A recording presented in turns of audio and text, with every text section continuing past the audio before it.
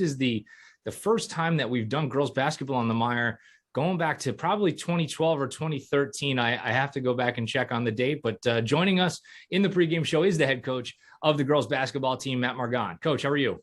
Well, Glock, thank you so much for coming tonight. We really appreciate it. Our girls have worked so hard. They're really looking forward to this. And just to kind of have you guys broadcast, and you guys do such a great job. Whenever I watch the boys, I feel like I'm watching MSG and the Knicks play. So our girls are really looking forward to it. Our parents, our fans, our alumni are really looking forward to it. So it's great to have you guys here with us tonight. Which one of us is Walt Frazier then? That's what I want to know. I don't know who's going to wear a suit tonight. Definitely not me. So it's definitely not, that's definitely not it. Coach, I want to look a little bit macro here because, a lot of our MIRE subscribers and faithful viewers, know us for doing football and boys basketball. And your name, I'm sure, is familiar to a lot of them because of your role as an assistant coach on the boys varsity team.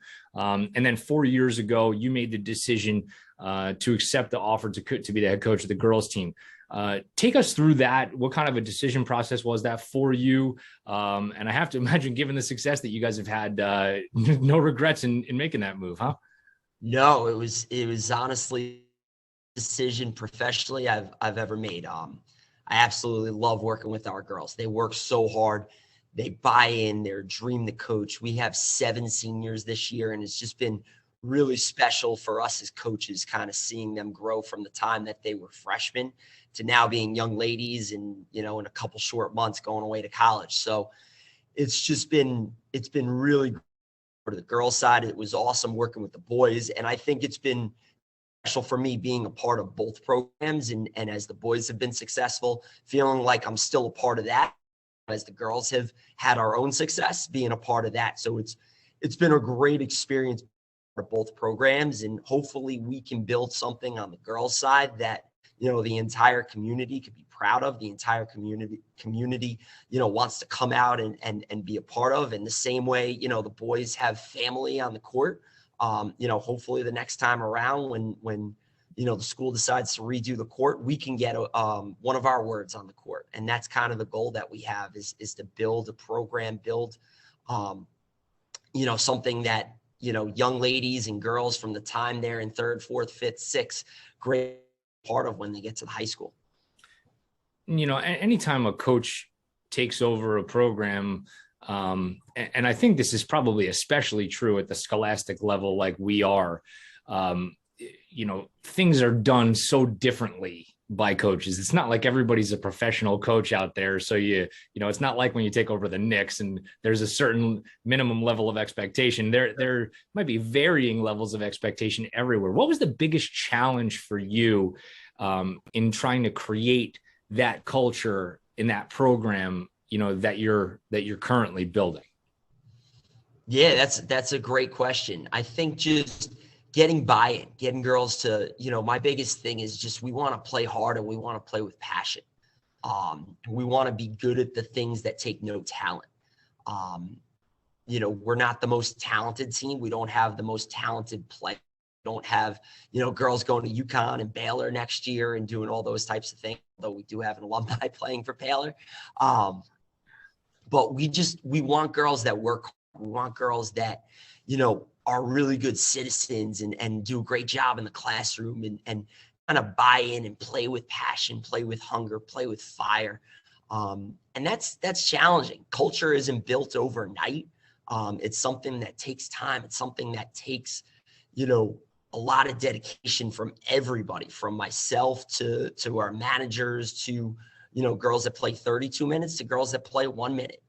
And it's certainly been a challenge, but I think, now in year 4, we see a lot, and I go back to those 7 seniors. They're the ones who have really built kind of this program and laid the groundwork and the foundation for, hey, this is what's expected in the summertime. This is what's expected during the season and in practice and being on time, and you should be 15 minutes early. So, it's been a challenge, but it's been a really fun ride journey.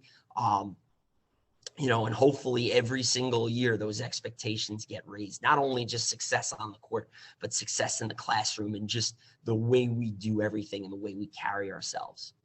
Hearing you talk about the seniors and kind of what they've done for you, I don't want to, or maybe I want to stress that to the people listening so that it doesn't come off as just like coach speak. Being on this side of it, just in dealing with teenagers every day, like I can confirm for everybody out there watching, like if you didn't have that buy-in from the leadership, like it's like spitting into the wind all day long and everything is a fight. Talk about, just that part of it, having the built-in ambassadors, so that you're not always having to be the one to pull people and say, no, you can't go to that now. You have to come to this. And, after a while, it just kind of runs itself, which I assume is what the goal is. Well, that'd be nice. But we just have incredible captains. Erin Howard is just an incredible kid. She has incredible leadership ability and just, she's one of the hardest working players I think we've ever had. Brenda Bala is a kid who, her freshman, sophomore, junior year, her junior year was her first year. She got a varsity uniform, didn't get a ton of minutes, and now as a senior is a starter and just works really hard. Carrie Smith is a kid who's been on varsity since her freshman year and has just continued to develop every single year. And just so proud of how far she's come as a person and a player. And then we just have unbelievable other seniors who I think other years might have been captains, but this year they might not be. For example, Samantha Orlando is just a great kid. Everybody trusts her. She plays hard. You know what she's going to do.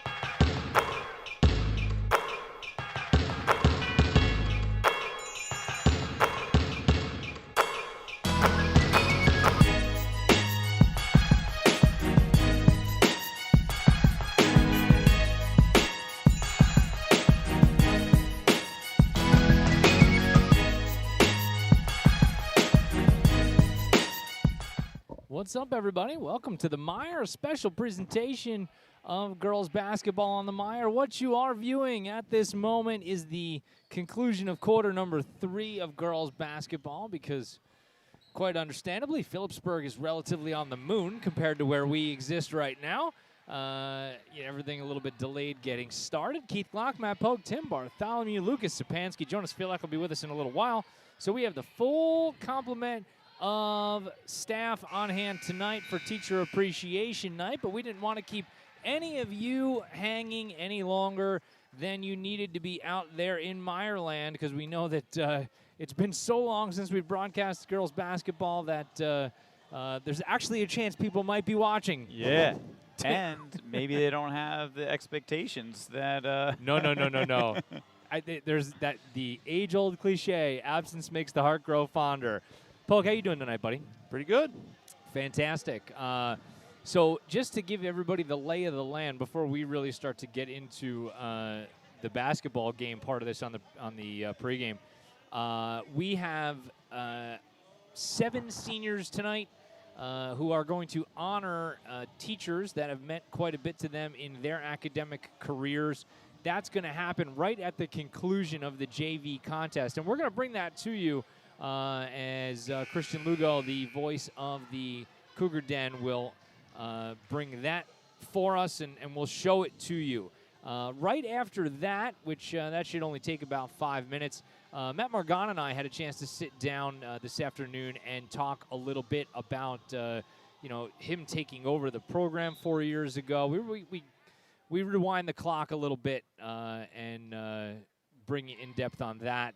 And then he'll preview tonight's game, and then we're going to come back with tip-off of girls basketball against Phillipsburg after that is over. So despite the fact that we're probably going to be a little tardy getting going, should be a pretty fun night.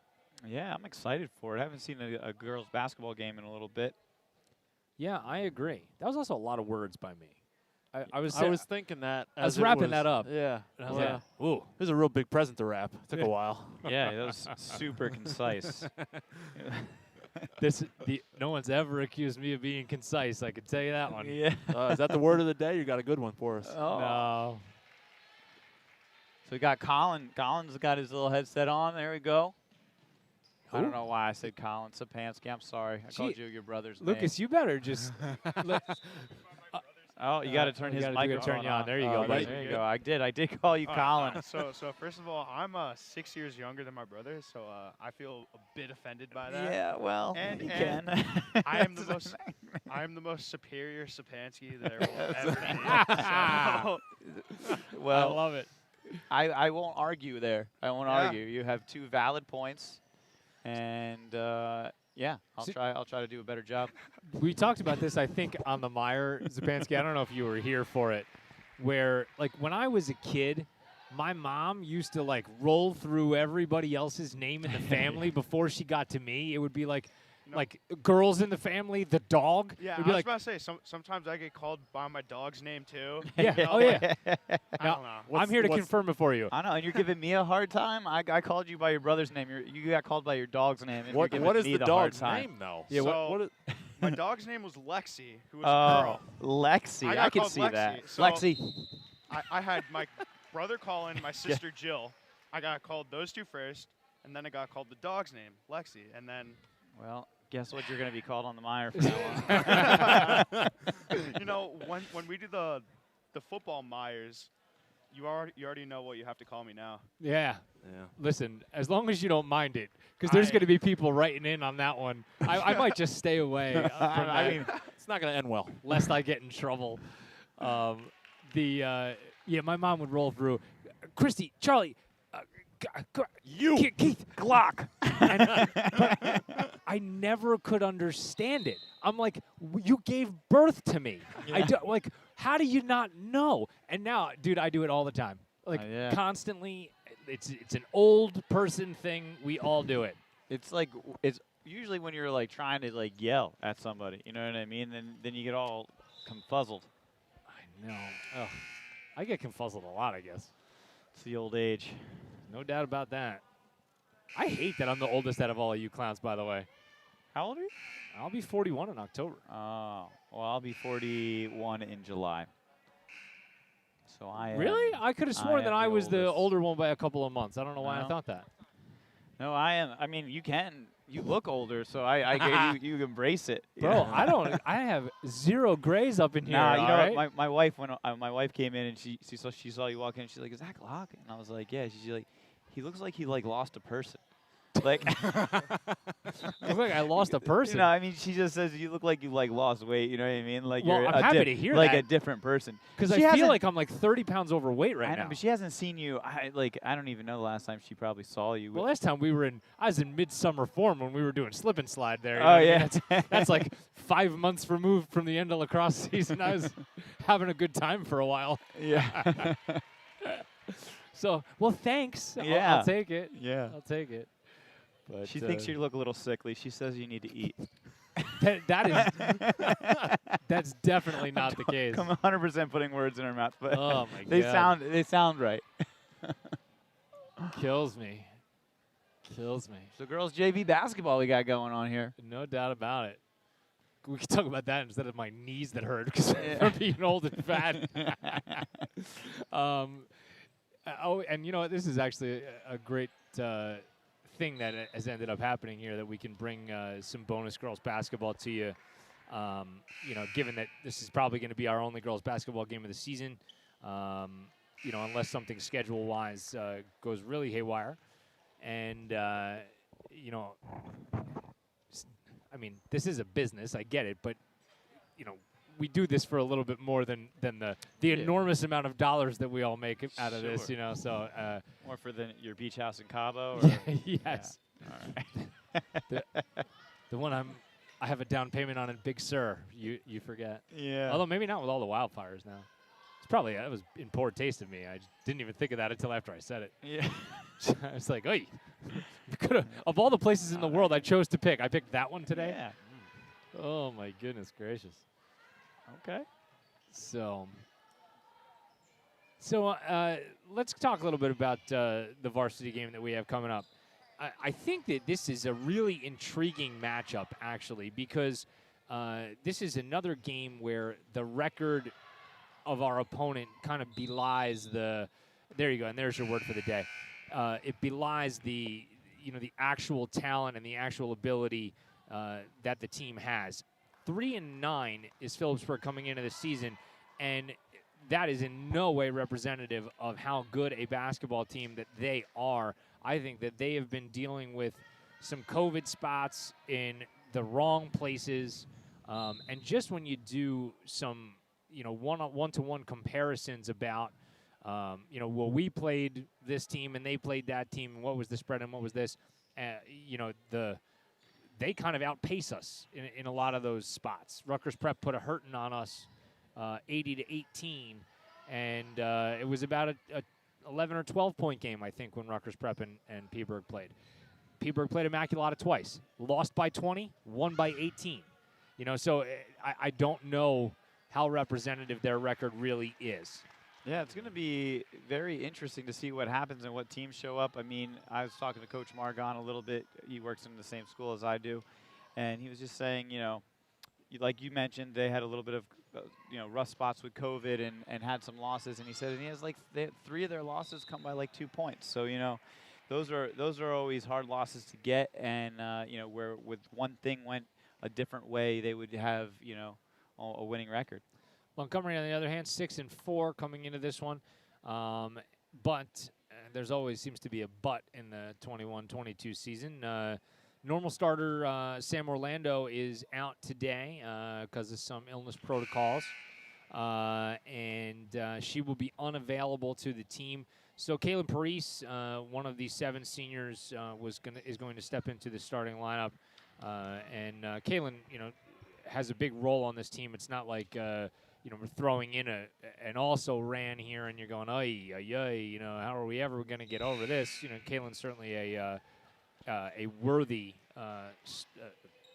young lady in terms of starting. I mean, we have big scorers. I mean, that's tough to kind of find a role. So you know that if you're getting minutes on this team, you do something well, even if you're not the biggest scorer. Yeah. I think at the end of the day in girls basketball, a lot of the times, and maybe a little bit more on the girls' game than in the boys' game, your stars really dictate, whether you're going to be successful or not. And for Peaburg, that really, goes to the middle and ends with Amanda Rappel. She's their point guard. She's a remarkably talented basketball player. So it's going to come down to whether or not Montgomery is able to contain her, all night. And I think that's something that Sam Orlando brought to the table. Her defense, she has a strong defensive play and a little bit more, too, with the ball control, being able to have someone else to handle the ball going up the court. Yeah. I think, though, then offensively, for the Cougs, you're going to look to Carrie Smith and Kay Donahue. And it seems kind of like they are still finding their way together. I think individually they, certainly superior. Carrie, I believe, was a starter as a freshman, and she's kind of obviously, just kind of continued to roll. And Kay, a transfer from Rutgers Prep just this fall. So, chemistry does not happen overnight. And the biggest scorer on a team for a long time now gets another great scorer. I mean, that's not going to happen easily, especially because you both want your shots, you both want to share the ball, but at the same time, if you're not shooting, your team might be hurting. Yeah. And most teams have that whole summer period where they're doing summer ball, where they're getting the hang of their place and where they should be. And this team wasn't really, 100% there this summer with that. So now that they have all their pieces, hopefully as the season progresses, they're going to get more and more comfortable with each other. One thing Montgomery does have is size. Kaylin is 5'11". Erin Howard, we didn't even talk about her yet, and what a big piece of this team that she is. She's 5'11". Kay is 5'10". So there's a good bit of size on this team. We're not talking any 6'4" rim protectors, but I think as you go up and down a lineup, that pays big time dividends in the girls' game. It's still a mismatch for most most teams to have to deal with 3 or 4 people at that size. I mean, and to me, if you can box out too, and when you keep balls alive, and they end up bouncing to the second and third option, in terms of distance from the rim, it helps to have a couple 5'11s out there. yeah, who also can just grab that long rebound and shoot. Yeah, right.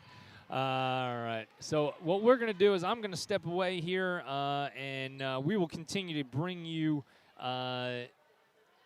the pictures from the end of the JV game here. But we're going to take a break from the audio so that we can make sure that we are good to go once Teacher Appreciation Night begins here in the Den in a couple minutes. We're going to bring that to you, and then we will bring you Matt Margon, and then we're going to bring you girls basketball. So stay with us, enjoy the end of the JV game, and we'll be back in just a few minutes.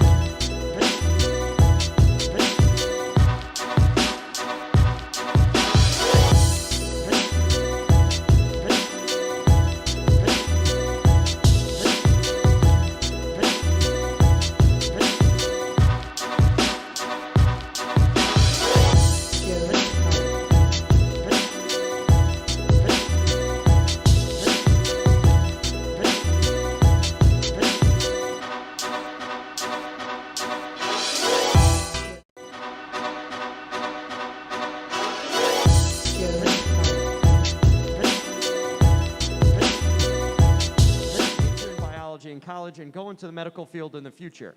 I'm so glad that you were my teacher, and thank you for all that you have done.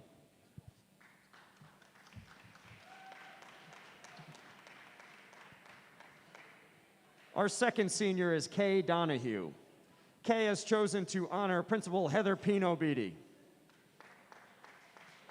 When Coach Margon told us we had to choose one person to honor, there wasn't anyone else I would pick besides Pino. I fell into her life 3 months ago, and from that day on, I've been stuck with her.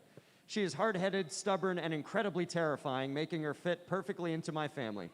I am honored to have such an amazing woman in my life. She is strong, resilient, ambitious. She's everything I want to be. She not only makes me better, but makes me want to be better. I am honored that I get the opportunity to honor you today. You always tell me I'm stuck with you, and I wouldn't want it any other way.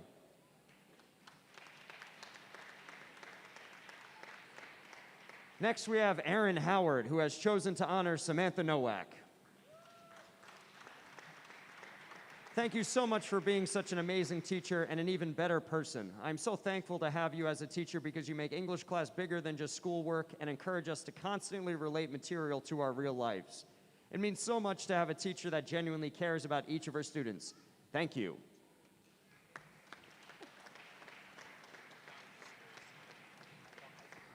Next, we have Kaylin Parise. Kaylin has chosen to honor Sarah Gresco. Tonight, I would like to honor Miss Gresco for being the realest teacher I've ever had. It's nice being able to talk about life with you, and I appreciate all your advice you've offered me. You take your job above and beyond just the curriculum, and you've left a huge impact on me. It takes a special type of teacher to create the bonds you have with many of the students here, and I have such a high level of respect for you because you show how much you really care. Thank you for being so cool.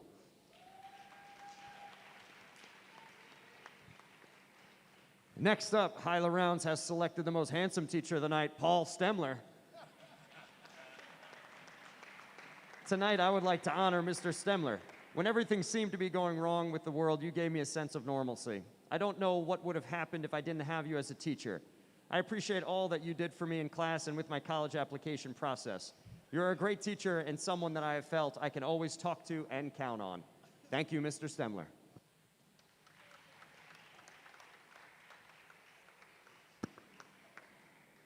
Correction, Carrie Smith has actually chosen the most handsome man tonight, Coach Ricky Steeb.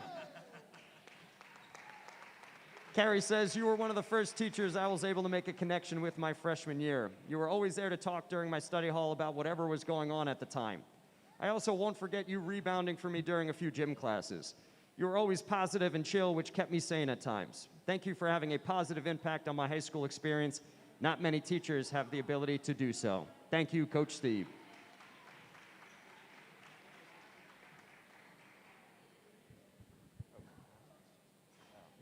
Finally, we want to honor Samantha Orlando, who cannot be here tonight, but she has chosen to honor Corinne Skelton. I nominate Ms. Skelton for teacher appreciation because of her great understanding of how I learn and how she understands me over the 2 years of having me as her student. Her energy that she brings to every class makes me look forward to her class. How she goes above and beyond in teaching and meets with me multiple times to help me with my college essay. Thank you for being an amazing teacher, Ms. Skelton. And with that, let's hear it again for our seniors and the teachers they have chosen to appreciate.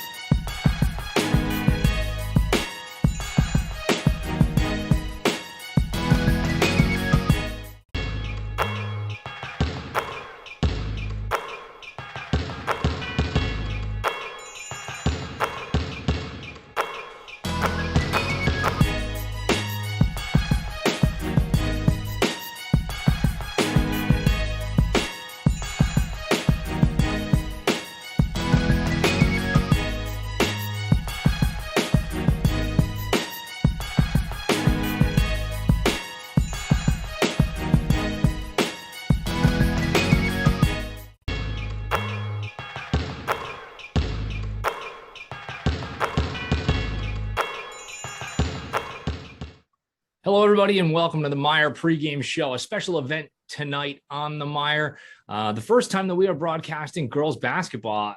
And Coach Margon, I'll introduce you in a second. I think this is the first time that we've done girls basketball on the Meyer, going back to probably 2012 or 2013. I have to go back and check on the date. But joining us in the pregame show is the head coach of the girls basketball team, Matt Margon. Coach, how are you? Well, Glock, thank you so much for coming tonight. We really appreciate it. Our girls have worked so hard. They're really looking forward to this. And just to kind of have you guys broadcast, and you guys do such a great job. Whenever I watch the boys, I feel like I'm watching MSG and the Knicks play. So our girls are really looking forward to it. Our parents, our fans, our alumni are really looking forward to it. So it's great to have you guys here with us tonight. Which one of us is Walt Frazier then? That's what I want to know. I don't know who's going to wear a suit tonight. Definitely not me. So it's definitely not, that's definitely not it. Coach, I want to look a little bit macro here because, a lot of our MIRE subscribers and faithful viewers, know us for doing football and boys basketball. And your name, I'm sure, is familiar to a lot of them because of your role as an assistant coach on the boys varsity team. And then 4 years ago, you made the decision to accept the offer to be the head coach of the girls team. Take us through that. What kind of a decision process was that for you? And I have to imagine, given the success that you guys have had, no regrets in making that move, huh? No, it was honestly the decision professionally I've ever made. I absolutely love working with our girls. They work so hard. They buy in, they're dream to coach. We have 7 seniors this year, and it's just been really special for us as coaches, kind of seeing them grow from the time that they were freshmen to now being young ladies and, in a couple short months going away to college. So it's been really good. For the girls side, it was awesome working with the boys. And I think it's been special for me being a part of both programs. And as the boys have been successful, feeling like I'm still a part of that as the girls have had our own success, being a part of that. So it's been a great experience for both programs. And hopefully we can build something on the girls side that, the entire community could be proud of, the entire community, wants to come out and be a part of. And the same way, the boys have family on the court. Hopefully the next time around when the school decides to redo the court, we can get one of our words on the court. And that's kind of the goal that we have is to build a program, build, something that, young ladies and girls from the time they're in 3rd, 4th, 5th, 6th grade part of when they get to the high school. Anytime a coach takes over a program, and I think this is probably especially true at the scholastic level, like we are, things are done so differently by coaches. It's not like everybody's a professional coach out there. So it's not like when you take over the Knicks and there's a certain minimum level of expectation. There might be varying levels of expectation everywhere. What was the biggest challenge for you in trying to create that culture in that program, that you're currently building? Yeah, that's a great question. I think just getting buy-in, getting girls to, my biggest thing is just we want to play hard and we want to play with passion. We want to be good at the things that take no talent. We're not the most talented team. We don't have the most talented play. We don't have, girls going to UConn and Baylor next year and doing all those types of things, although we do have an alumni playing for Baylor. But we want girls that work. We want girls that, are really good citizens and do a great job in the classroom and kind of buy in and play with passion, play with hunger, play with fire. And that's challenging. Culture isn't built overnight. It's something that takes time. It's something that takes, a lot of dedication from everybody, from myself to our managers, to, girls that play 32 minutes to girls that play 1 minute. And it's certainly been a challenge, but I think, now in year 4, we see a lot. And I go back to those 7 seniors. They're the ones who have really built kind of this program and laid the groundwork and the foundation for, hey, this is what's expected in the summertime. This is what's expected during the season and in practice and being on time, and you should be 15 minutes early. So, you know, it's been a challenge, but it's been a really fun ride journey. You know, and hopefully every single year those expectations get raised, not only just success on the court, but success in the classroom and just the way we do everything and the way we carry ourselves. You know, hearing you talk about the seniors and you know, kind of what they've done for you, I don't want to, or maybe I want to stress that to the people listening so that it doesn't come off as just like coach speak. You know, being on this side of it, you know, just in dealing with teenagers every day, like I can confirm for everybody out there watching, like if you didn't have that buy-in from the leadership, like it's like spitting into the wind all day long and everything is a fight. You know, talk about, you know, just that part of it, having the built-in ambassadors, you know, so that you're not always having to be the one to pull people and say, no, you can't go to that now. You have to come to this. And, you know, after a while, it just kind of runs itself, which I assume is what the goal is. Well, that'd be nice. But yeah, we just have incredible captains. You know, Erin Howard is just an incredible kid. She has incredible leadership ability and just, you know, she's one of the hardest working players I think we've ever had. You know, Brenda Bala is a kid who, you know, her freshman, sophomore, junior year, her junior year was her first year. She got a varsity uniform, didn't get a ton of minutes, and now as a senior is a starter and just works really hard. Carrie Smith is a kid who's been on varsity since her freshman year and has just continued to develop every single year. And just so proud of how far she's come as a person and a player. And then we just have unbelievable other seniors who I think other years might have been captains, but you know, this year they might not be. For example, Samantha Orlando is just a great kid. Everybody trusts her.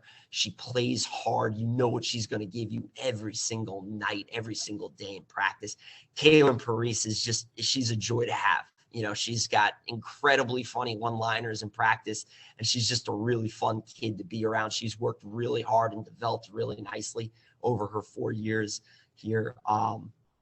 You know, Hyla Rounds is a kid. I don't know if I've ever seen a harder working kid.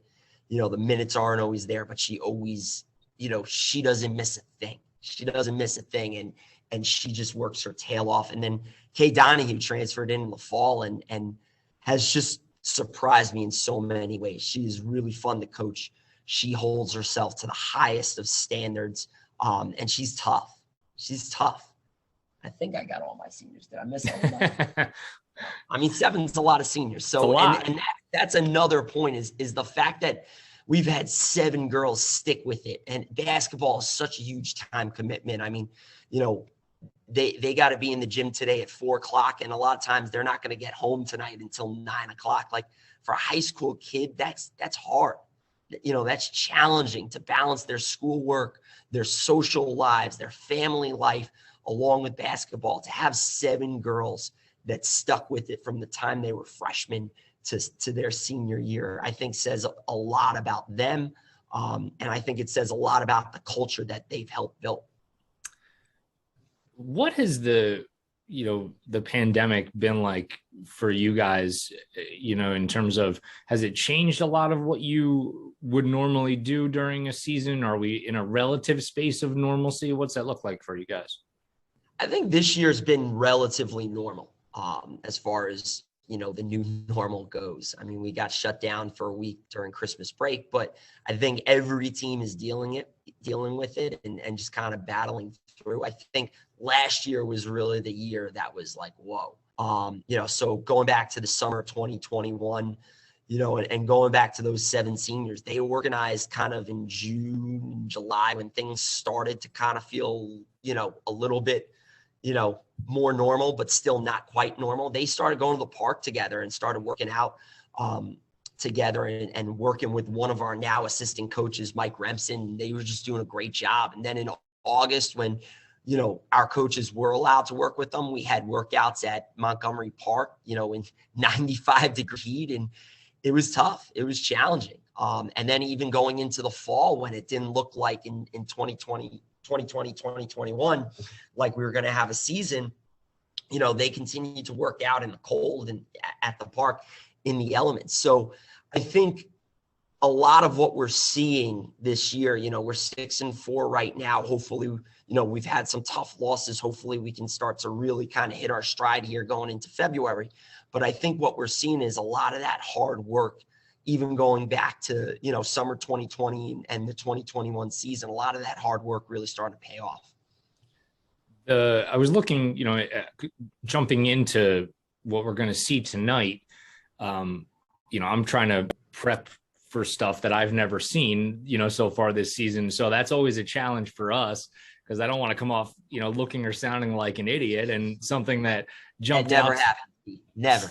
Yeah. Oh, I don't know what Meyer you've been watching, but it's not the same one we've been doing. So just looking, you know, my first simple way to compare and try to see what we're doing is, you know, I look at common opponents, right? And then I look at what Phillipsburg had done against a team like Immaculata, say, you know, lost by 20, then won by 18. Were they dealing with something that was COVID related or players out, or is it just been that kind of season for them? Yeah, no, I mean, their record's 3-9, but they are not a 3-9 team. This is a tough team that has dealt with some COVID issues and had some girls out. And like I said, every team's going through it. We have, you know, our starting two guards, Samantha Orlando, is out tonight because of COVID. So every team's going through it in their own way. And, you know, everybody can make excuses, but at the end of the day, you know, as Bill Parcells says, you are what your record says you are. But, you know, Phillipsburg is a tough team. They got a really good guard in number 30, Amanda Rappel. They got a really tough player inside, number 1, Mane Ganda. So this is a tough team, and this is going to be a battle for 32 minutes tonight. Yeah, I was talking to Kay Donahue for a couple of minutes last night, you know, before the boys game, and Rappel's name was the first, second, third, fourth, and fifth one out of her mouth, I think. Because I guess they play together a little bit in the off season, and they know each other well. So we're looking forward to that matchup. But you know, aside from that, you know, I'll throw this out to you in the same way I do to Coach Grundy oftentimes, and I say Montgomery wins this game tonight if we defend. That's kind of been our calling card all year. You know, in games where we've held teams under 40 or right around that 40 number, we've been really successful. In games where we don't do a great job defending, you know, we struggle. You know, I think our highest point total this year is 53 points. I mean, we're not a team that's going to put 65, 70 points up on you. So we have to defend. And that starts with boxing out. We don't have a ton of size. And I think we've done a pretty good job of defensive rebounds. So we have to box out. They have some pretty good forwards who crash the boards hard. And then kind of going back to what Kay said, you know, if we can limit number 30, Rappel, I think we're going to have a really good opportunity to walk away tonight with a win. If we don't do those things, though, I mean, who knows what's going to happen. With Sam being out tonight, who do you plug into the starting lineup? So Kaylin Parise is going to start. She's done a tremendous job all year. And you know, kind of going back to what I said, boxing out and defensive rebounding has been a huge key for us this year. And if she can do those things for us tonight, it gives us another forward in there that can grab rebounds, be strong with it inside. I think that might help. You know, there's no way to replace what Sam does for us. She's really been that fourth option for us on offense. She's been able to knock down, drive, and kick threes. She's been able to create a little bit for us, and her defensive presence, it's just, there's no way for us to really kind of replace her. We have 2 sophomores off the bench who have really done a nice job. Adriana Santiago, who does a nice job pressuring the ball defensively, can knock down that open 3 on offense. And then Emily Anathodam, who's just, she's solid with the basketball. She can finish in transition. She's a pretty good ball hawking guard. So we're going to look to the 2 of them to kind of make up for not having Sam tonight. Just to circle back to the bigger picture a little bit before I let you go, because I want to be respectful of your time during the school day. Just being the head coach and being in charge and, you know, all that other stuff aside, you know, about building the program and all that other stuff, just the day-to-day and the moment-to-moment in the game. How's it been being a head coach for you, Coach? I feel like we used to do halftime interviews. We haven't spoken in a while. I know. It's been, it's been fun.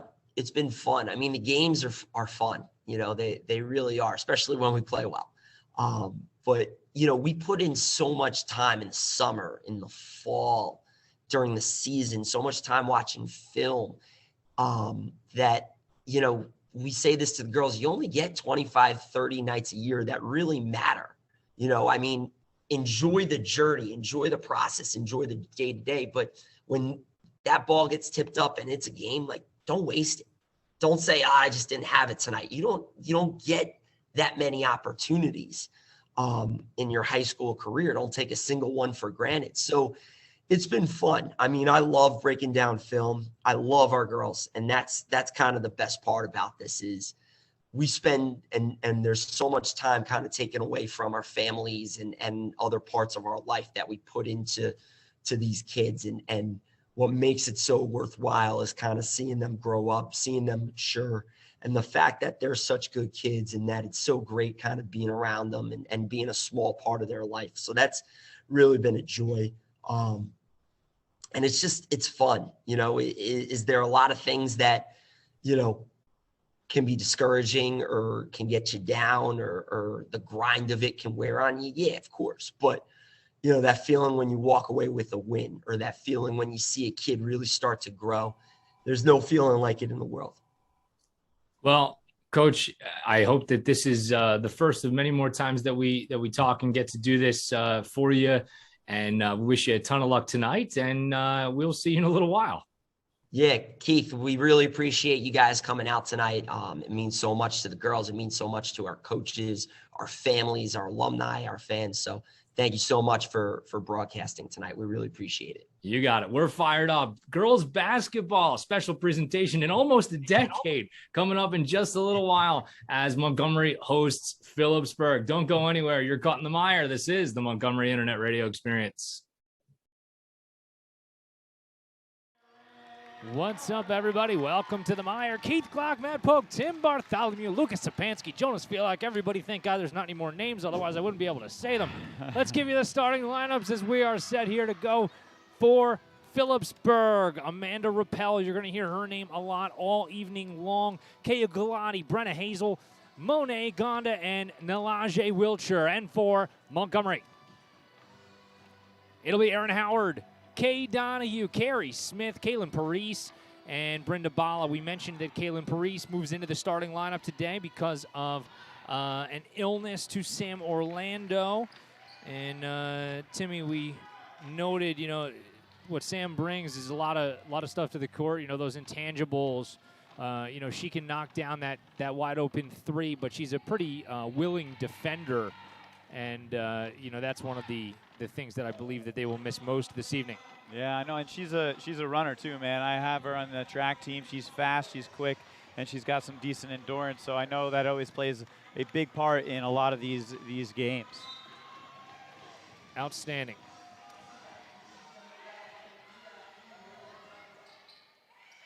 All right, Montgomery wins the tip. A quick bucket the other direction as Carrie Smith.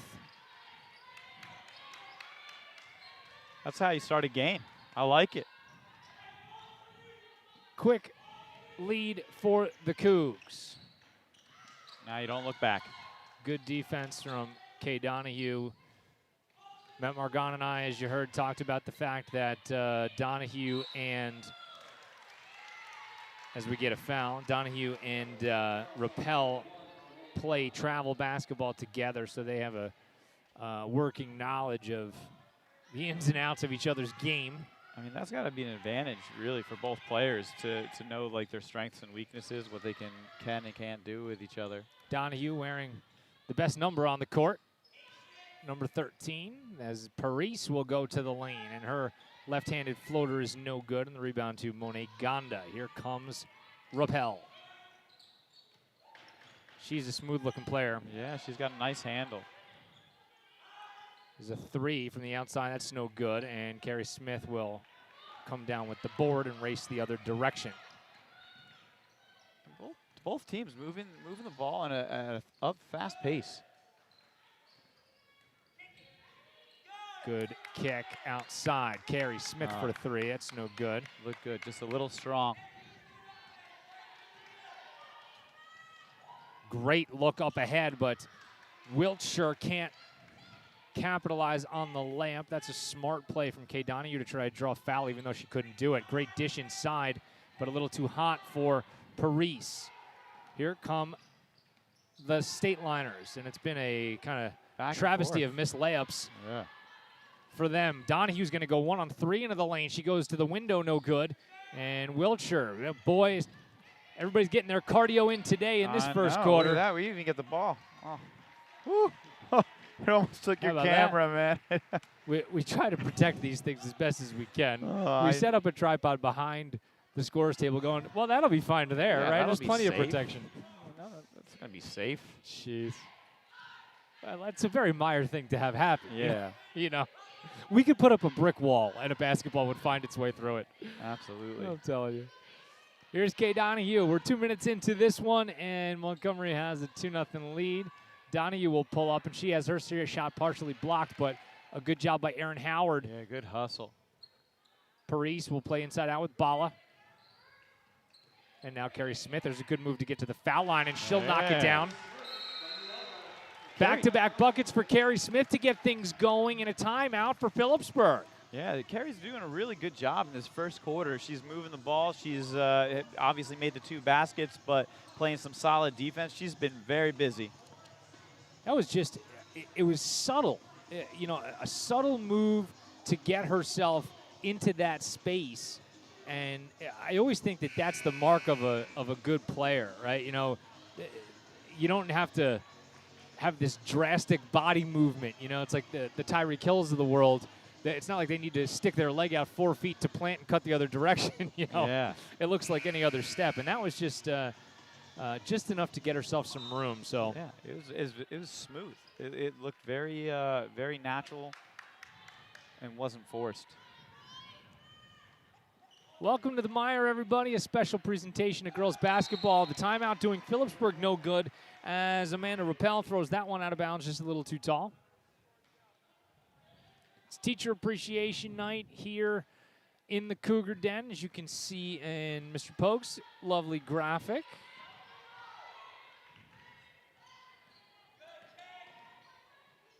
Donahue and Carrie Smith will play catch on the outside. And now they'll look to Paris. Luckily finds into the hands of Erin Howard, and it'll be out of bounds on the baseline.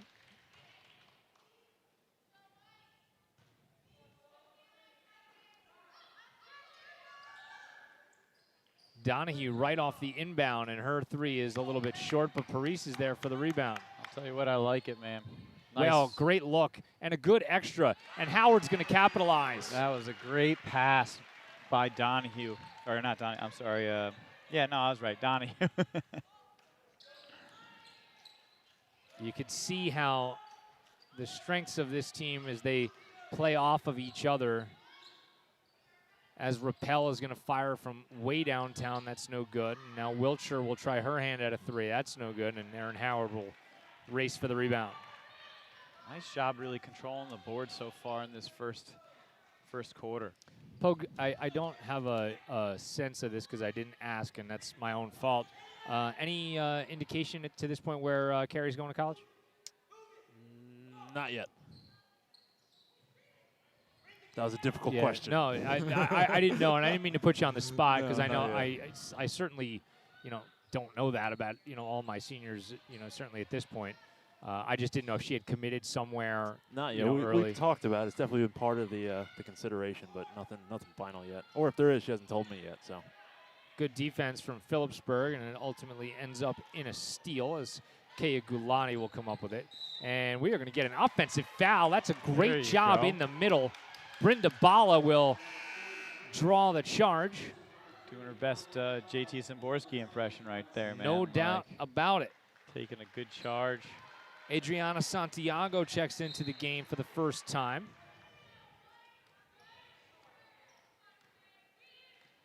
Also get our first look at Emily Antithottum. Coach Margon praised Antithottum immensely in the pregame as Donahue goes to the baseline and though she's been a little cold so far from the floor, she's made up for it with the hustle plays. Yep, good rebounds, good defense. That's an athletic play right there from Rappel.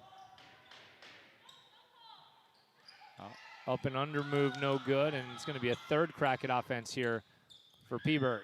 And that's a turnover. Oh, no. Yeah, I'm looking at They're Coach gonna Margon's say- hand, but it's apparently different for the refs. I quickly looked at the official on the far side of the court. You can often tell when one guy starts moving the other direction, and that's another thing in the officiating world when we joke. And I say, well, Jesus just fixed that. And I actually used that one on Saturday because it's something we messed up. But keep an eye on the officials. One guy will start walking the other direction, and then you just see how easily or not easily he plays it off. And that's how you know whether it was a good call or a bad call. So we just got word from Upshaw. Carrie has committed to York for basketball. Outstanding. Dude, the facilities at York. We could talk about that in a minute. Holy mackerel, the facility at York. And Aaron Howard's going to get called for an over-the-back foul.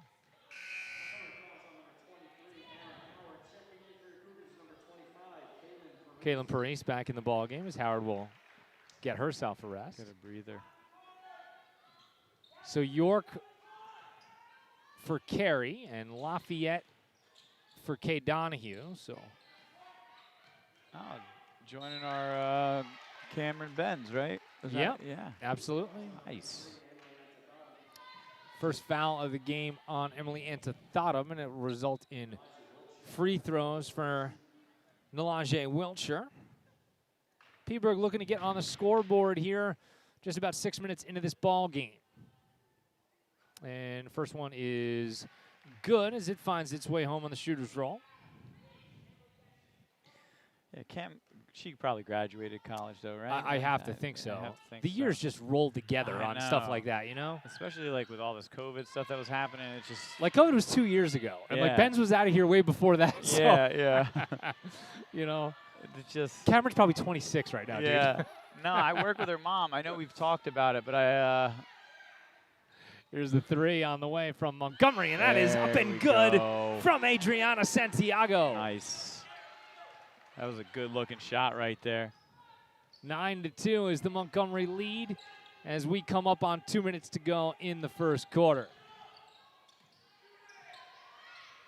Nice inside pass. And it's probably a good job there just to let Gonda lay that in. You know, as you trail the play in the paint there like that, Yeah. the worst, you know, the best you're going to do maybe is foul and create an and-one situation. Yeah, it was a really great pass though to get her in a nice position, and then defensively there was nothing left for us to do. Carrie Smith was wide open, and her three just wouldn't go, but an offensive rebound again for Montgomery.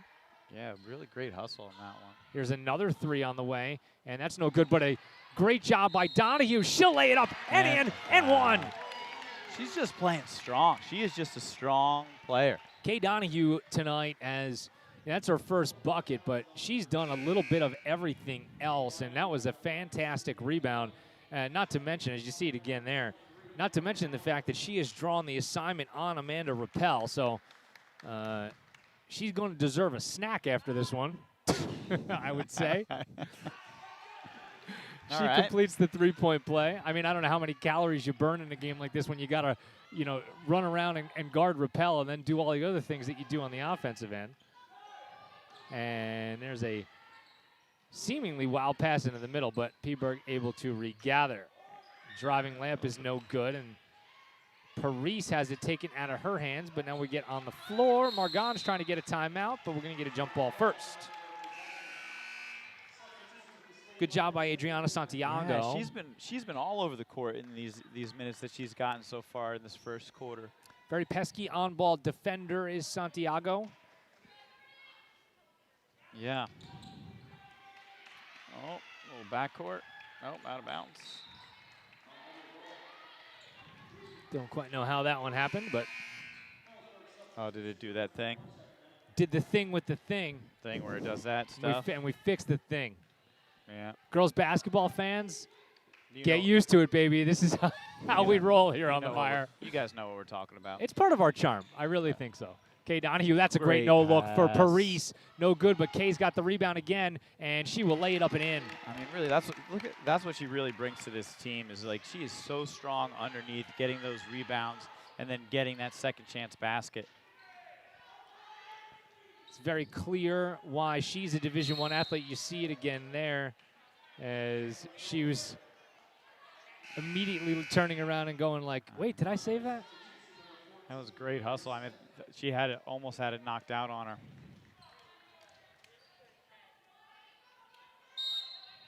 Under 30 ticks to go in quarter number 1. Montgomery with an impressive first 7.5 minutes. And wow, they got lucky there because that was going to be a foul on Carrie Smith. But just on the baseline, a little too soon was Phillipsburg.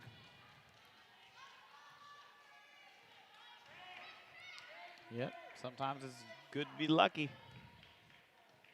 Indeed so. Carrie Smith will call out the signals as Montgomery will hold for the last shot here in quarter number 1.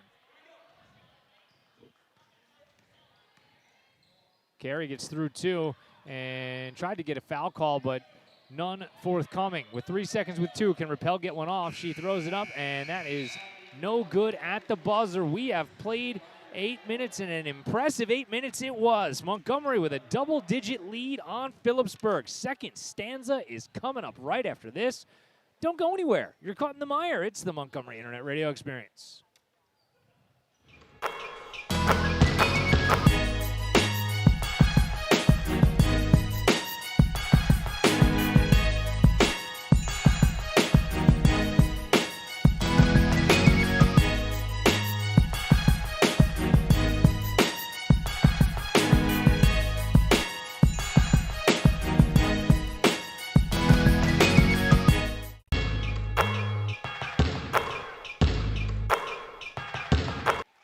Welcome back to the Mire.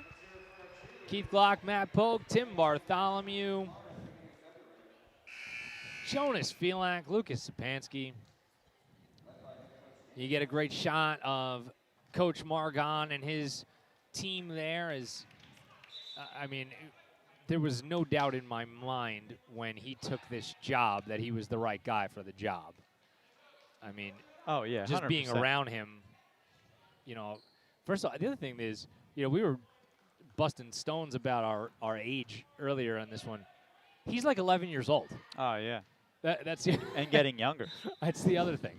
I hate it. Well, like I think the last time I asked him, and he told me, I was like, oh my God, you're like 12 years younger than me.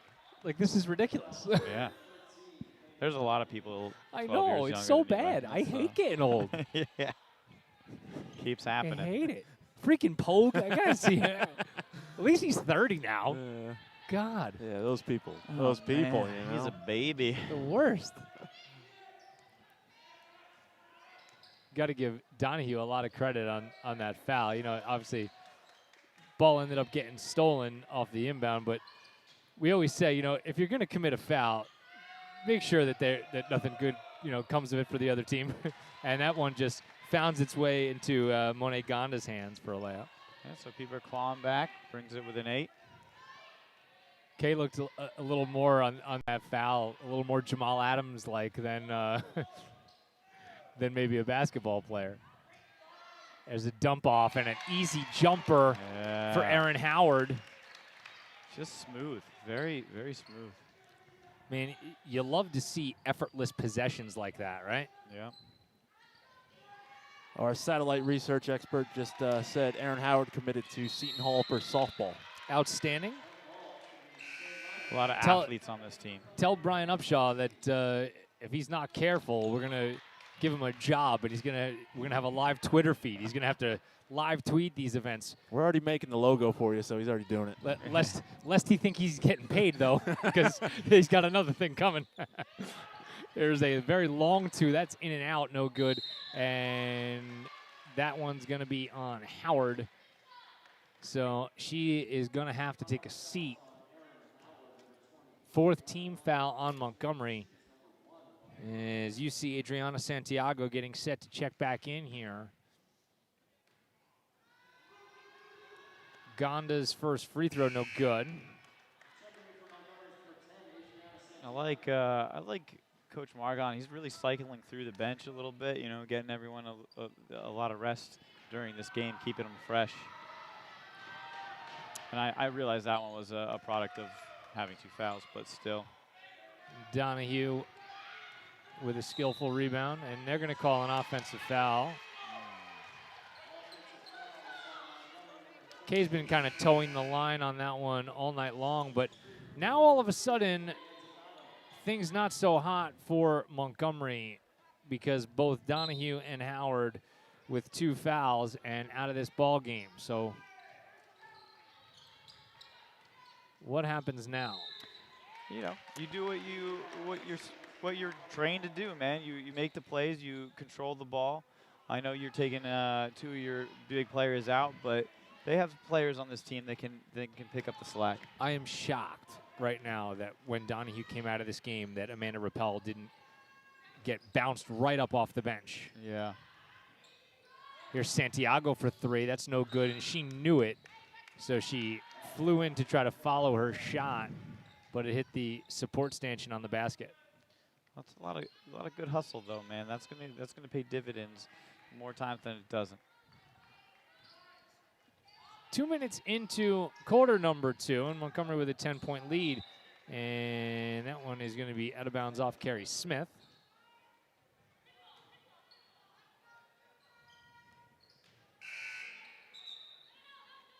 Oh, goes for nope, not stopping on in. That Almost. was. Hey, you know what? That's one of those things. The official was going to give him the courtesy. They really had given her the ball already, and that's a tough layup. Nicely done from Brenna Hazel. Yeah, they're getting back in it. And to Thottam will throw it around the outside. And Paris just a little too wild over to the right for Carrie Smith. This is like Coach Margon thinking how long he can keep them on the bench. Yeah. Wiltshire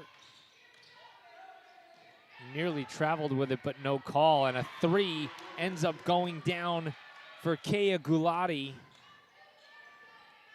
And now it's a 5-point game. A lot of responsibility falling to Carrie Smith now, but you know, as we mentioned, she a 4-year starter, used to it at this point. Yeah, they have some good players on there. Paris Santiago has proven herself so far early in this game. Margon a little upset, and they're going to say out of bounds off of Paris. Yeah. I like the idea, though, trying to get it inside to her. I would honestly, if they're going to play off like that when you're in this kind of foul situation, I would shorten this game. If I could go into the half at 16-11, I would do it.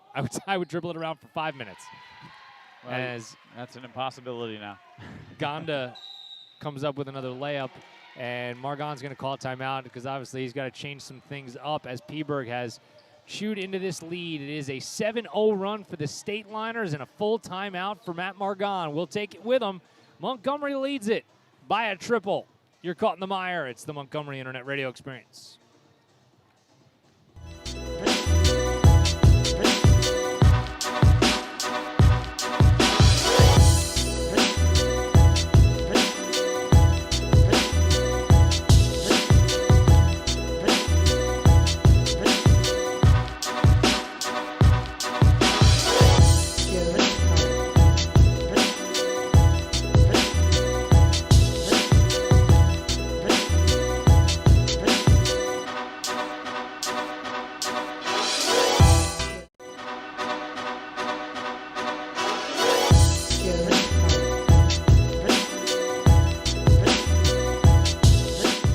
Conversation, boys. Welcome back to the Mire that we should have been having on air. Yeah. Lest anybody out there is not subscribed to the Mire, you should go on over to our homepage on YouTube and please do that. God forbid we should get to 1,000 subscribers and get paid a little bit for this. Yeah. But we mean- that commercial that we had to what we were talking about off the air was, we created that QR code. We got about 200 subscribers out of that, with school. And we're giving, if you subscribe and your child goes to Montgomery High School or you're just at a game and you're subscribed, come over and show us and we'll give you a wristband. Yeah. Don't come today, though, because they're all in my office. Yeah. So, I say after today. But you can tell us. You can tell us about it. You can today. tell us, and I'll tell you that I'll give it to you next time. I'll gladly give you a hamburger. That's right. For a hamburger today. Carrie Smith will go quickly to the basket, and There she is. that's a big bucket. Kind of stem the tide of that Phillipsburg run as Howard and Donahue remain on the bench. Carrie Smith showing that experience there, though. Yeah, she's having a nice game. And another nice look onto the inside as Monet Gonda with another bucket. Yeah, talk about another person having a great game. She has been a force to be reckoned with inside. As Smith will again pull from three, and she knocks it down. When you're feeling it, you're feeling it. Gotta love that. Back-to-back buckets for Carrie Smith. And the lead is back to 6 for Montgomery as we are through the midway point of quarter number 2. It's that domino effect, too, of, it's not like Donahue and Howard are slouch defenders, as we're going to get a turnover there as the ball finds its way into the hands of Carrie Smith. As Donahue would guard repel, and then, you're able to bump defenders over, it might be Carrie Smith that ends up on Monet Gonda, but now it's Smith who draws the assignment on repel, so. Got her hands full. Good job by Antithotum to keep her dribble there. Oh. And we're going to get a foul on Gonda that time. Just good job keeping heads up, knowing where the ball is. Easily could have just let that go out of bounds, but was able to come down with it and draw the foul. Second foul of the game on Monet Gonda. That's why she has to take a seat, so that's a pretty big deal for the State Liners. Santiago passes on a three-pointer and a good ball fake. Carrie Smith will go to the post and Paris. They collapse on her right away, so Smith, as they get a block on her, Good layup hustle. will not go. Santiago is trying to fight for a jump ball, but it's wrestled away from her grip by Wiltshire, and it ends up in a layup for Phillipsburg. Nice transition basketball right there. Elizabeth McCabe on the receiving end for Phillipsburg. Just slowing it down. This game may be a little bit more, now resembling what we thought it might look like. Yeah, Phillipsburg really got off to a slow start, but it came on strong in the second quarter. Santiago is going to pull from 3. That's no good. And the rebound goes to Phillipsburg and Gulati. Gulati's going to be fouled by Antithotum, and that's her second. So Montgomery's not really spreading the fouls out at all tonight. No, not at all. Phillipsburg's doing a really good job moving the ball, man. They're driving, fast-paced down the court, and then they're able to get a pass inside to give them a chance at a layup or get fouled. First free throw is good from Kaya Gulati.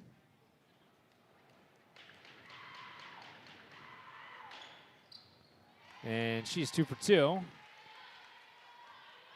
So the lead is down to a bucket, 21-19, as Montgomery will look to stay on top as long as possible. It's possibly a rushed shot by Carrie Smith and a turnover by Phillipsburg. Paris. Mass chaos on the floor, and a timeout from Phillipsburg.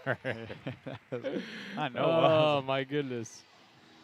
That's just one of those Donnybrook's ensuing out there. Like, who's got it? After that first turnover, I think Montgomery got lucky there that they didn't get called for another foul. But you would have loved if they just said, all right, we're fortunate to get the ball back here. Let's, maybe not rush things. Yeah. In any event, Cougars maintain a lead here, 21-19. It was a 30-second timeout for Matt Margon, for Phillipsburg, as Matt Margon and his squad try to figure out what's what here before the half. Yeah. It's been a good game so far, man. It's a lot of ups and downs. What have yous? Have there been any what have yous? There's been a few ups, downs, what haves yous. All that good stuff. Phillipsburg looking to pull even here as Rappel will look to get on the scoreboard for the first time, and she can. It's the smallest player on the court, and Santiago comes down with the big rebound. Yeah, playing big underneath. She's been impressive. And this will be a jump shot from Antithottum, no good, and scrapping for it on the floor, and another jump ball. Man, she's a hustler. What's she doing this spring? Anyone know? I don't know, but she, you're talking. She might be running track. We gotta go run over there in halftime. We'll be right back, guys. It's like one of the age-old movie cliches, right? It's like one high school coach like sees a kid like do something in the cafeteria. It's like, you ever think about playing football, son? That's a real thing, though. Oh, no doubt. No doubt. There's a lot of things that you can't teach, all right? Hustle and speed is one of them. Yep. We can make you faster. We can make you stronger.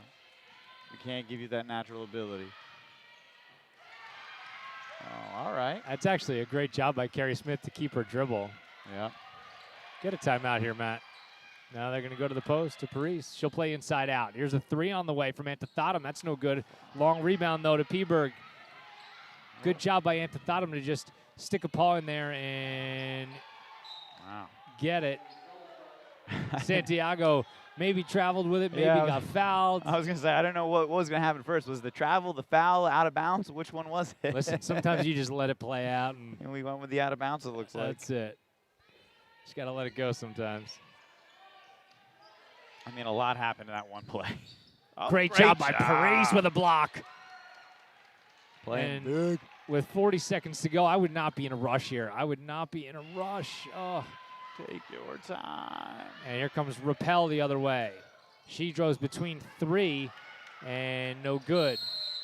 Timeout for Matt Margon as he goes flying up the sidelines toward the official. And we're going to get to see Aaron and Kate Donahue again. Yeah, and I think, I really think he could have played offense, defense, maybe starting a little bit earlier in the quarter, but there really were no natural breaks. Yeah. But, it's good. They gave him some time to rest, and now and they didn't get any extra fouls, so be in a position for the second half where they can, play a majority of it, hopefully. See, obviously now that they're going to hold for the final shot in the second quarter, and, I would be shocked if anything other than that happened, because if Phillipsburg gets the ball back, you just don't want to risk a foul on either of those two before you go into the half. No. So, take your time. I would wait to attack until, maybe about 12 seconds to go, and little do I say that, and they go quickly the other way. There's a play that's short, and that is going to be out of bounds off of Montgomery. And Margon quickly is going to go, no, all of you come back out. So, just goes to show you, what do I know? Very little is the answer to this question. Yeah. I mean, we all knew the answer to the question. I know. You didn't have to ask. But there was a whole segment of the Meyer population that might have been second-guessing it. And there's a bucket with 4 seconds to go on a nice feed to the interior. And just like that, Phillipsburg has pulled even before the half. So we're starting over. We'll begin quarter number 3 right where we left off. That didn't make any sense. Yeah. Let's just go to the half. Yeah.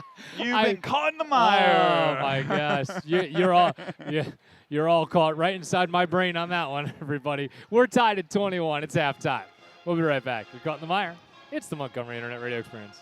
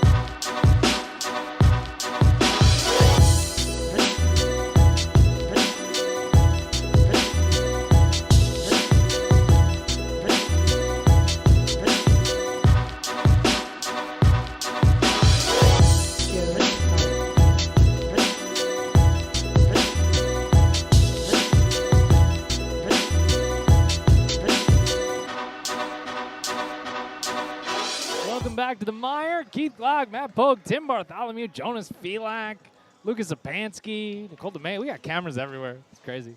Well, you know what we didn't do? And maybe Jonas can help us with this. We didn't switch the camera behind the thing over there to the other side of the court. Of all the things we didn't do. I'll give you some halftime statistics. For Phillipsburg, most notably, a big goose egg in the point column next to Amanda Rappel's name. But it is Monet Gonda who leads the way with 8 points for the State Liners. Elizabeth McCabe with 4 and Kay Galati with 5. That'll pretty much round things out. Carrie Smith leads Montgomery scorers with 9. Kay Donahue 5 and Aaron Howard 4. Adriana Santiago has a triple. And all that leads us to is a tie game right back where we began this one, 21-21. It's exciting. I like how the first half went. I mean, I wish obviously that Montgomery could have kept their momentum and had the big lead, but this makes for some entertaining basketball. If you were in my journalism class at TCNJ, I would have just graded you down a full letter grade. You just violated a Glock peeve. Well, what's another one of the Glock peeves? There's a 3 on the way. Missed 3-pointers are a Glock peeve, but no, that's okay. I'll get to that in a second as Wiltshire steps through, but Kay Donahue will come down with the rebound, and Montgomery will look to run. The Glock peeve that I was talking about was you called Montgomery. You said there as Donahue is going to get a trip to the line. You said Montgomery and there. Montgomery is an it's. Cougars are a there. Okay. Montgomery singular, Cougars plural. Great. I will make a mental note of that. Please make a mental note of that. And ignore it in the future. What's Glock peeve number 2? Over-explaining? Is that number 2? Yeah, no. It's a Glock favorite. Talking. That's a must. It's a favorite, baby. Kay Donahue knocks down the first one. Listen, you might get smarter if you listen to the Meyer. People out there just learned something. There is a good chance that is not going to happen. You might win the lottery, too. You might go in the opposite direction. Listen, we just did something for the first time that got people smarter. Something might happen again. We've only been on the air for 11 years. We did talk about the sewers in Rome. That was an intelligent one. Well, Rappel, right? The Meyer jinx in full effect as she steps in and knocks down a 3. You think you'd get smarter with that stuff, right? You're always throwing the jinx out there. I know it. Phillipsburg's got the lead for the first time today as Aaron Howard will find her way into the lane. Great extra look for Bala, but she couldn't handle it cleanly. Now she's looking for some help and getting a little stuck. Goes off the hands of Paris. Carrie Smith goes for the steal. A no look almost. And Rappel has back-to-back buckets. And the lead for Phillipsburg is 4. And Phillipsburg's been doing a great job just scoring on transition. They push the pace and they're getting some easy baskets.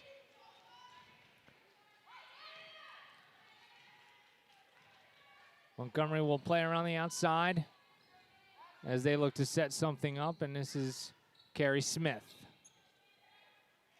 She goes up and under. She was hit, but no call, and Rappel will come the other direction. She feeds ahead, and a wild layup is no good, and now it's Donahue. Still just great ball movement to get that ball. It's like we saw in the first quarter. That's a great play by Wiltshire to take it away from Donahue. Carrie Smith trailing, can't get there, but there's just a host of Phillipsburg players there with no support from Montgomery, so the lead now is grown to 6. They just got to slow it down, get their composure.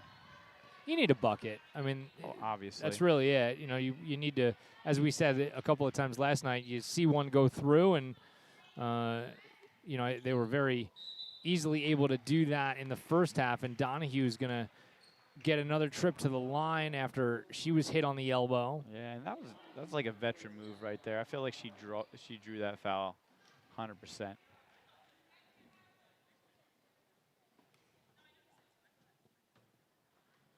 And Kay knocks down the first one.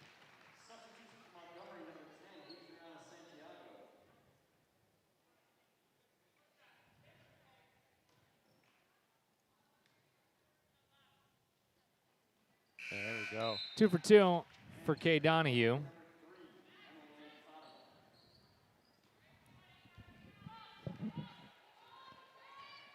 She'll get a quick breather.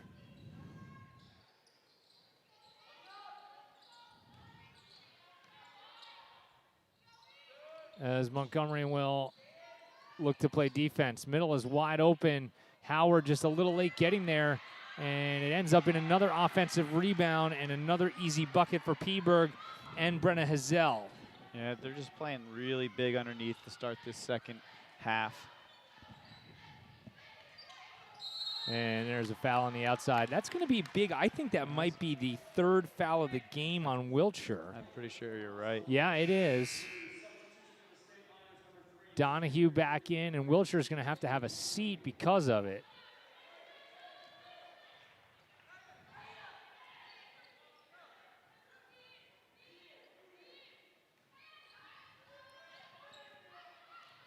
Man, what kind of a shot in the arm is that in the fall, as Carrie Smith will knock down a three? Nothing really complicated there, just a screen and roll. Carrie found herself into some open space. Kay Donahue found her. Let's hope you were right, man. The buckets falls. Now let's see it repeat. There's a three, no good, and the long rebound to Antithottum, and they'll look to run as Kay just tries to get it between two defenders, maybe a little too aggressive. Yeah, I like the idea. It's a little dangerous. Ends in a missed layup the other way, and Kay will come sprinting between three players. She'll go right to the hoop. No help from Phillipsburg. Yeah. And a timeout coming from the State Liners as Montgomery pulls to within a bucket. Let's look at this coast to coast. You see Kay Donahue here. She sees a sliver of daylight. The middle of the floor opened right up. And no, it was like Phillipsburg was like inviting her in. Like, hey, you want to come down this lane and score a quick two? It doesn't really happen that easily. No, very often. Like this is like layup line right there. It was the old parting of the Red Sea. Yeah, not something we're accustomed to seeing for sure. No, but I mean, nobody's immune to a breakdown. You know, it just happens that way sometimes. And a good timeout from Allison Skirbo and the State Liners to just kind of say, all right, let's get ourselves back in the right headspace. You know, Montgomery battling back could have easily just kind of folded it in a little bit, but showing some tenacity to get back into this thing. And nearly they are going to say a steal. They're going to say that was off of the hands of Phillipsburg, off of a double tap. I like it.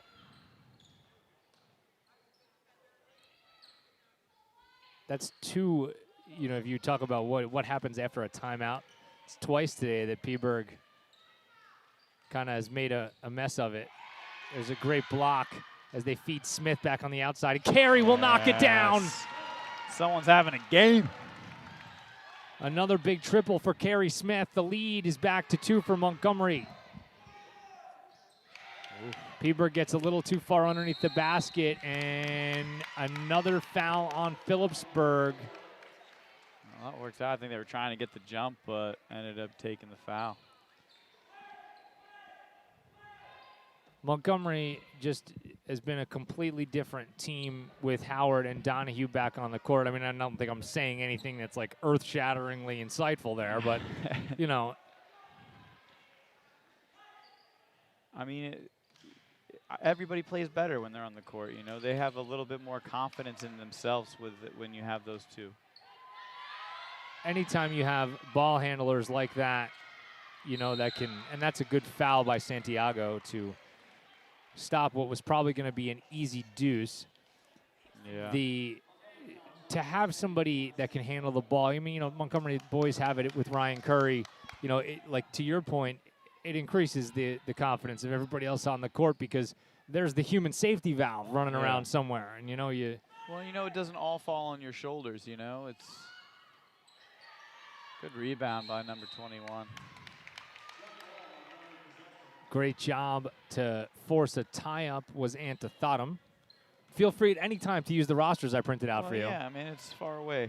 There's extras. I made them just for you. I'm old, man. I can't see. There you go. How it is. You know how it is, man. Come on. Yeah. You get it. You get me. You feel me. I do. Donahue, a little no-look to the corner, and Aaron Howard no good. Good rebound. Kay Donahue there to clean up the mess. And Montgomery is sending everything it has at the basketball, and good job of sportsmanship there by Santiago. Yeah, sent just a little too much. Scooping up Amanda Rappel off the floor. It'll be the first foul of the game on Carrie Smith.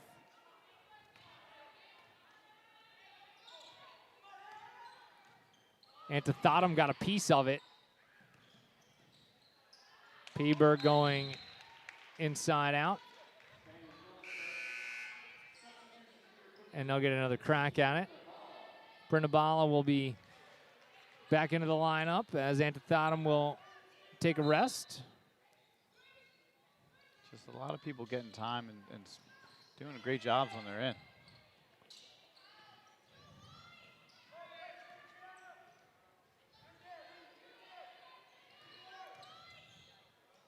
This has been a back and forth quarter. Another athletic rebound as Donahue can't get it up ahead to Smith. I like it. I like the idea. Some good hustle.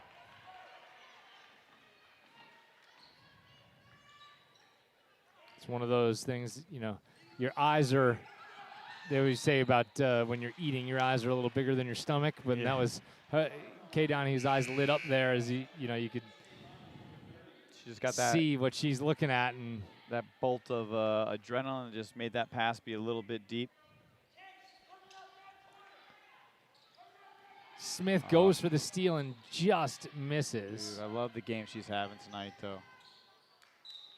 And a good job of help defense. Brindabala didn't even realize how good her help defense was. Just like, look at me. She moved to space, and nobody realized that's where she was going, least of all her.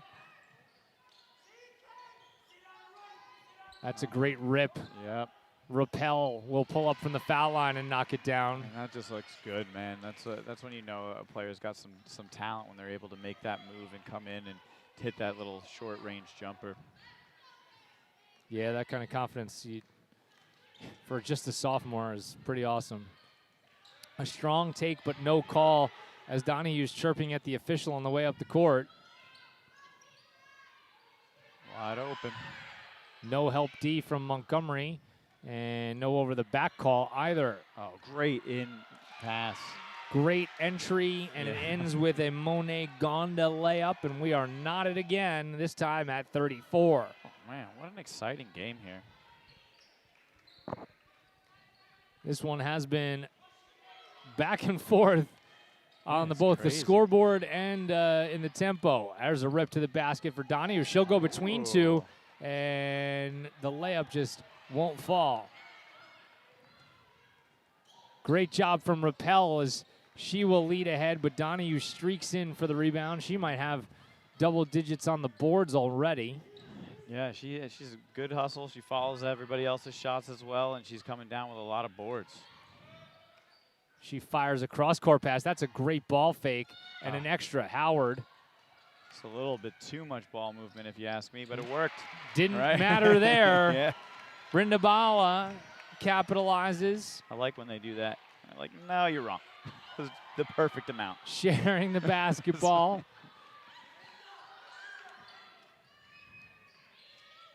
Seems like that was almost the longest Montgomery offensive possession in a while because they've just really wanted to run and run and run. Yeah. Erin Howard will pull down a rebound with 12 seconds, and they're going to get another crack at this. Carrie Smith with 4 seconds. Now it's 3. This is Donahue. She'll go between two from the foul line, and she hits. An emphatic end to quarter number 3 as Kay Donahue steps between two. Let's see it again. Just a little shake to the basket, and with one hand, Kay Donahue will give Montgomery a 4-point lead as we head into the final stanza. Don't go anywhere. We'll be right back. You're caught in the mire. This is the Montgomery Internet Radio Experience.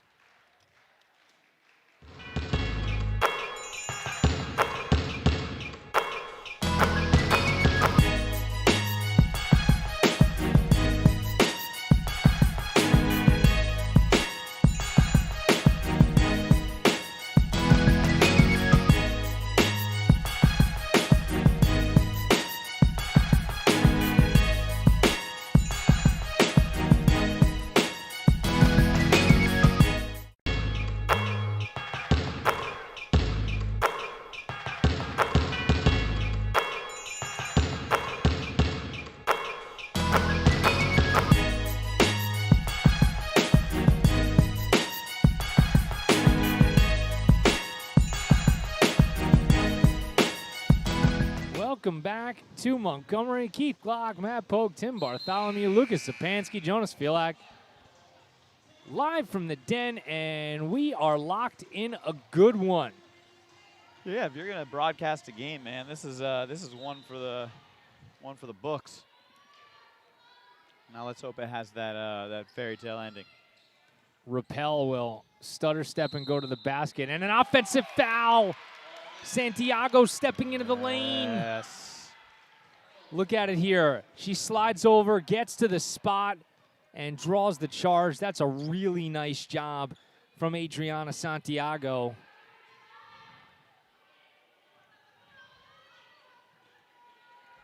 So great for a sophomore, just being able to play the minutes that she is and being as effective. Carrie Smith, she'll pull up just inside the three-point line and get it to go. Get a little Montgomery roll. And now here comes the pressure.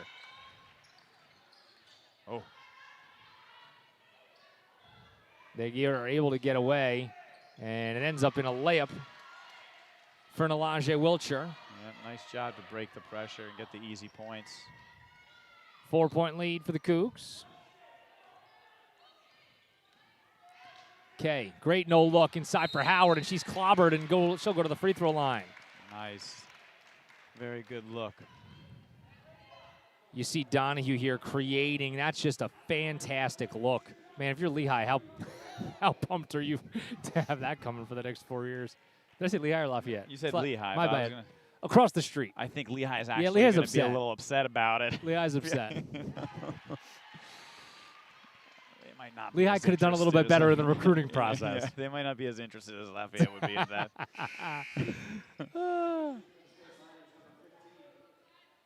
Got to make my way up to Easton this weekend.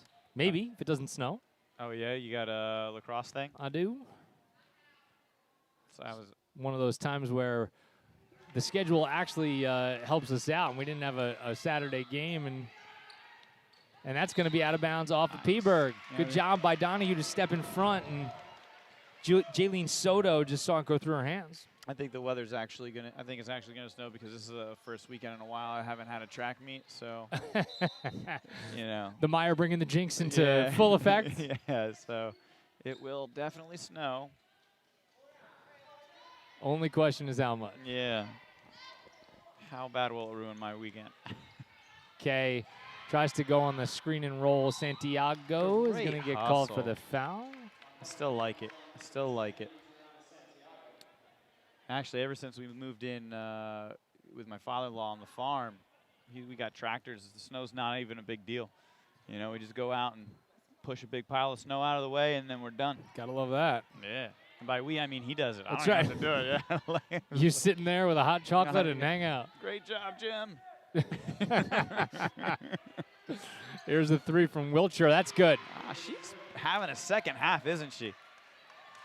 Cuts the lead in half. It's now 42-39. Welcome to the Meyer, everybody. Keith Glock, Matt Polk, Tim Bartholomew, Lucas Sapansky, and Jonas Filak live from the Cougar Den. It's Carrie Smith. She'll pull up. No good. Just off the back iron, and she's got to be careful. Good hustle. Wiltshire again, and we're going to get a foul this time on Howard. Yeah. I mean, she took a nice aggressive take, and Howard wasn't able to plant her feet. This worked out for Montgomery in terms of, you know, the way that Margon chose to play this out in terms of rest for Howard and Donahue, who both had, you know, 2 fouls so early. Yeah, and really haven't had one since. That was the first on either of them. Yeah.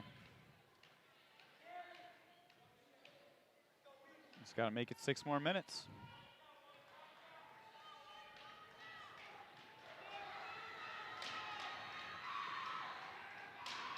Second one is good from Wiltshire, so it's a 2-point game.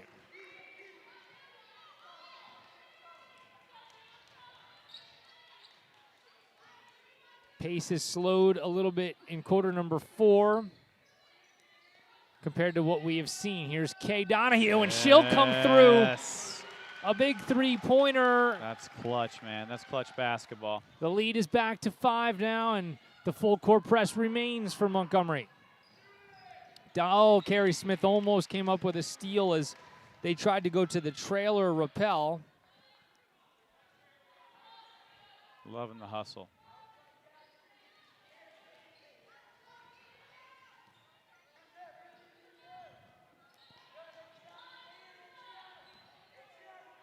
Let's see what Phillipsburg has drawn up here.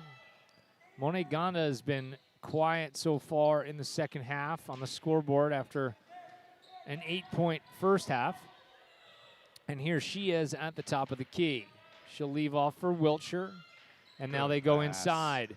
And just like that, Gonda's back on the scoreboard. Yeah, just doing it again, Glock. You are just... I am the mush of all mushes. You are a man of many talents here.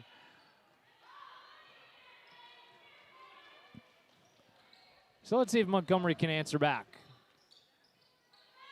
Phillipsburg just doing a really good job moving the ball.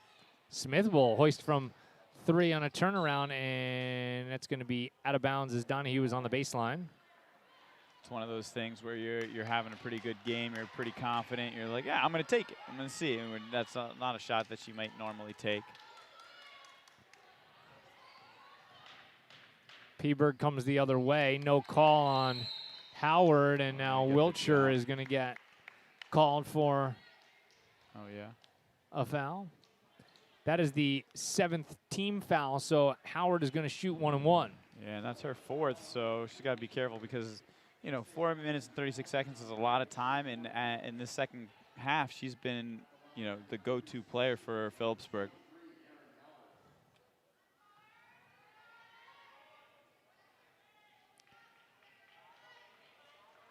Aaron Howard, just such a vital part of this team and what they do. Misses the front end of the 1 and 1, and it's Wiltshire. Santiago tries to trail behind, and we're going to get an N1. Ugh. And it's going to be the 4th foul on Howard. So it's tough, man. And that's a risky take right there because if she's able to plant her feet and get the charge, then Welcher's out of the game. Yeah. You know? I think ultimately that was the correct call. You always side with the officials.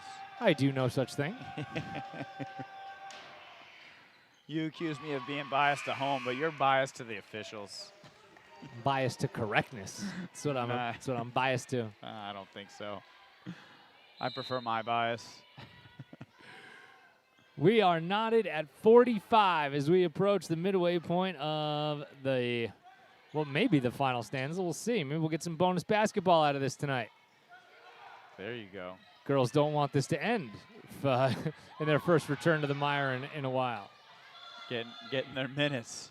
Phillipsburg is upset at the officiating with that one as Donahue is going to leave inside. That's a great look and a great finish from Howard. Nice. Montgomery might have been a little upset we didn't get the N1 on that one.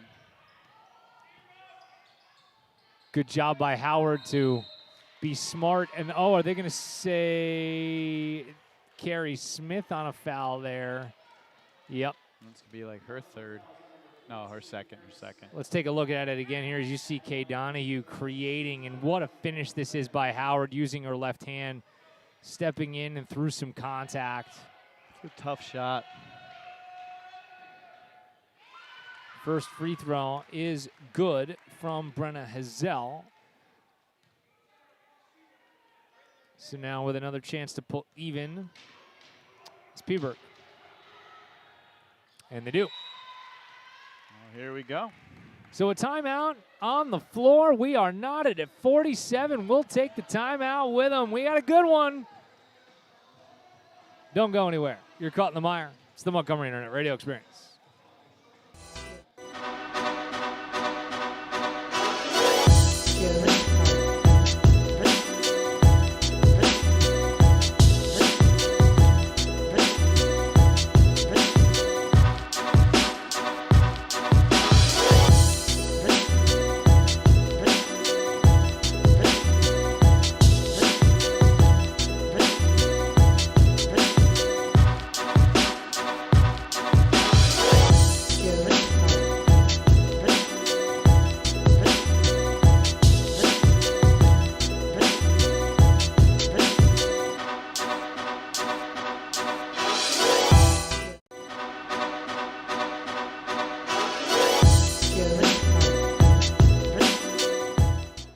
welcome back to Skillman. You're caught in the mire here with us, like it or not. 3:55 to go, and we are deadlocked, 47 apiece, in a special presentation of girls basketball on the Meyer. I love it, man. It's we don't get the opportunity to see them play a lot because we're either away or we're away with the boys team. But they got a lot of heart. This Montgomery Cougarettes. We had kind of signed a full-time contract with the boys in the preseason, so this was one of those opportunities when Matt Margon came to us a short while ago and said, "Hey, any chance we can get you out for a game?" I said, "Yeah, let's take a look at the calendar." And home game on a Tuesday where the boys are off somehow magically. Yeah, we could do that. That was crazy. Carrie Smith's going to go all the way to the hoop. Good job. And just can't get it to fall, but well executed. And that is going to be out of bounds as Wiltshire just got a little too far out in front. Although at this point, you've got to have enough cameras and stuff that you could do two broadcasts. We just need people. Yeah. That's the thing. You need bodies. And you need, I need a second Matt Pogue. Donahue's going to go to the lane, and with the left hand laid in. Nice. Kay Donahue gives Montgomery the lead, 49-47. Now we got to play some of that defense. That's right. You can't. Everyone else is replaceable but Pogue. Seriously. Yeah. Tell that to my wife. Make sure she hears that. Well, no. In that circumstance, you're replaceable. Ah, okay. There you go. Here's a three on the way. That is no good, and a long rebound goes to Rappel. That's a great look inside and a bucket for Monet Gonda. And we're tied again. Woo. Back and forth we go in Montgomery. 2:30 to go in the ball game. Howard.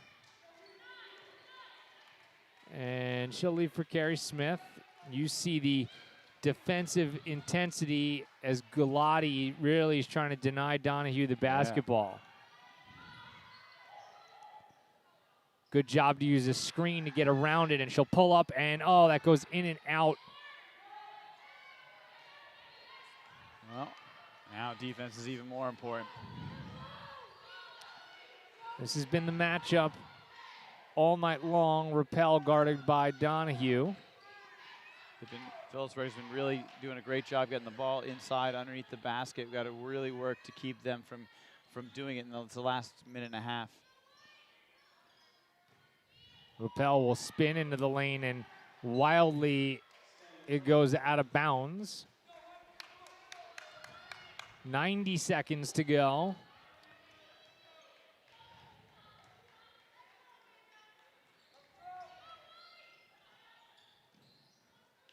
Right off the inbound. They go back to it, and a three-pointer is no good, but Monet Gonda has it taken out of her hands.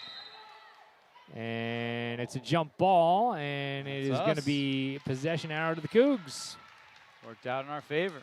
That was a great job by Kay Donahue just to get her hands on it to get the jump ball. Heads up basketball. No rush here if you're the Cougs. Just run your offense and see what comes of it. Yeah, take your time. Get the right shot. Bala with a great look to Santiago. She'll... No, she can't hit. Oh, my gosh. That was a good look, though. Nice open shot, and just unfortunate it didn't fall. The shooter's roll somehow stayed out. And we're under a minute to go.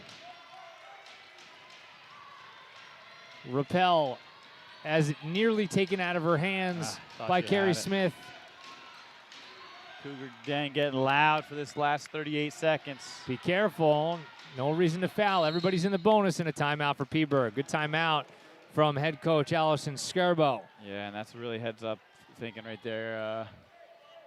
Glock about the bonus. You know, one little mishap here could cost the game.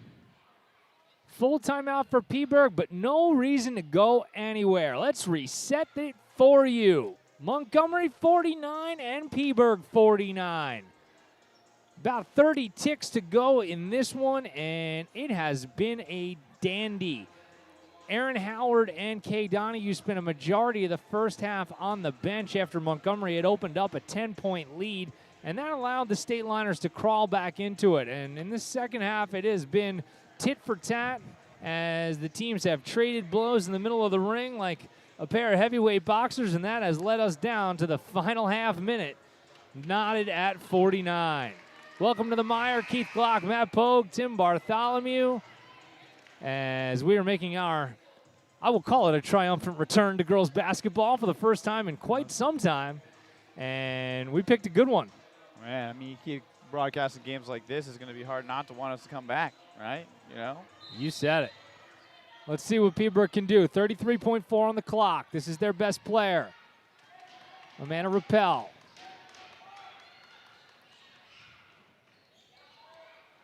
Just really trying to go for that last shot. 20 seconds to go.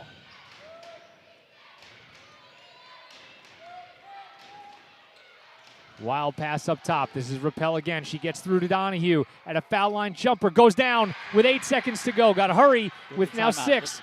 Got to go. Carrie Smith with 3, with 2. Is she going to get a shot off the baseline? No, we're going to get a foul with 0.5. Carrie Smith's going to shoot free throws to try to tie it. Woo, don't say a word. It's 1-1. No, they're going to give her 2. They're giving her 2. Obviously, the first one. Got to make them both. Yeah, regardless, 1-on-1, getting 2. Pressurized free throws from Smith. First one, no good. So you got to miss it. You got to miss it and tap it in. The only thing you can do is well, I shouldn't say that. 0.3 gets you a shot off. So in theory, you could catch and tip it back in, off of a, like a modified layup type situation. But Margon's going to have to get a little creative here. And I think the only thing you can do, and Pogue, you're more of the X's and O's guy than I am with this.